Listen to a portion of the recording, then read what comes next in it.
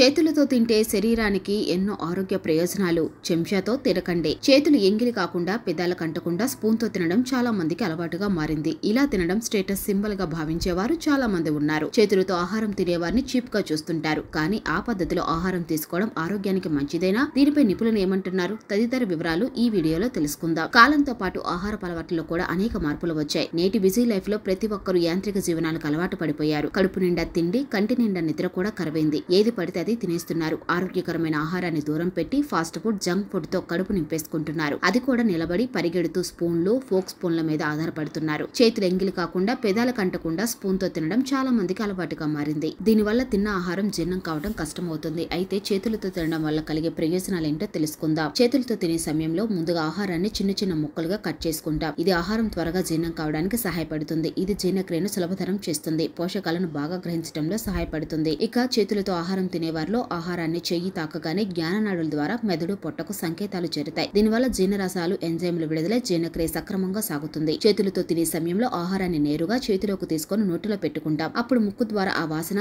ఆహారం రుచిని మరింత పెంచుతుంది. ఇది చెంచాతో తినేటప్పుడు అనుభవించదు. మన చేతులతో తినేటప్పుడు మనం తినే ఆహారాన్ని సహజంగా కొలుస్తాం. చెంచాతో తింటే అతిగా తినే అవకాశం ఉంది. చెంచాతో అతిగా వేగంగా తినడం వల్ల శరీరంలోని రక్తంలో చక్కెర స్థాయిలు పెరిగే ప్రమాదం కూడా ఉంది.